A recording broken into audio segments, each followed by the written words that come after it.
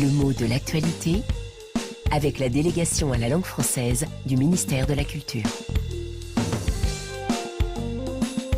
Yvan Amar. Les habitudes alimentaires des Occidentaux changent fortement en ce moment. On trouve par exemple de plus en plus de végétariens et même des véganes, c'est-à-dire des adeptes du véganisme.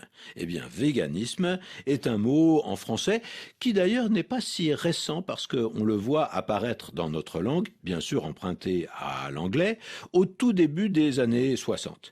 Mais son usage et sa compréhension sont alors très limitées, alors qu'aujourd'hui, on en entend parler de plus en plus. Alors, vegan, d'abord, il y a deux orthographes. V-E-G-A-N, disons à l'anglaise, ou bien V-E accent aigu G-A-N-E à la française. C'est un anglicisme qui doit sa naissance à une contraction. C'est-à-dire que c'est le diminutif du mot végétarien, à partir de sa forme anglaise, vegetarian. Mais ces deux mots, végétarien et vegan, ils se ressemblent mais ils n'ont pas la même signification. Parce que le végétarien ne règle que son alimentation. Alors, est-ce qu'il ne mange que des produits végétaux, comme ce mot pourrait le laisser entendre? Non, son alimentation est régie de façon plus souple, mais enfin pour des raisons en général morales, il s'interdit de manger des animaux, de la chair d'animal, donc pas de viande, pas de poisson. La restriction est forte, mais enfin elle laisse la liberté de manger bien autre chose. Et depuis quelques dizaines d'années, les régimes végétariens ont souvent été liés non seulement au respect des animaux, mais à une certaine philosophie globale de la vie, de la nature, de l'environnement. On peut penser que cette nourriture, elle est plus saine, elle est plus riche, elle permet une vie plus harmonieuse et peut-être même plus longue. C'est ce qu'indiquent les régimes macrobiotiques.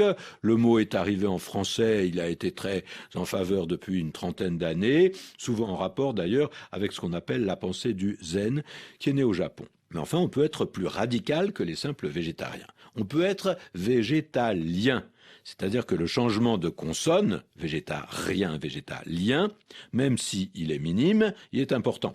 Les végétaliens ne mangent rien de ce qui peut venir des animaux. Pas de viande, mais pas de lait non plus, parce que le lait est trait à partir de la vache. Et pas plus de fromage qui est fait à partir du lait. Et pas de beurre dans les épinards, puisqu'on a encore un produit lacté. Donc un sorbet, oui, une crème glacée, non.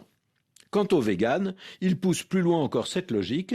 Il ne s'agit plus exactement de l'alimentation, mais de tout ce qui pourrait affecter la vie des animaux. Donc on ne prend pas le miel des abeilles, ni la laine des moutons. On ne s'habille pas avec des vêtements faits de laine. On ne portera pas non plus de chaussures de cuir. Et on ne s'assoira pas dans un fauteuil en cuir. Et on ne jouera même pas sur les touches en ivoire d'un piano. Mais de toute façon, aujourd'hui, il est formellement interdit d'utiliser l'ivoire des éléphants. Donc la question ne se pose plus.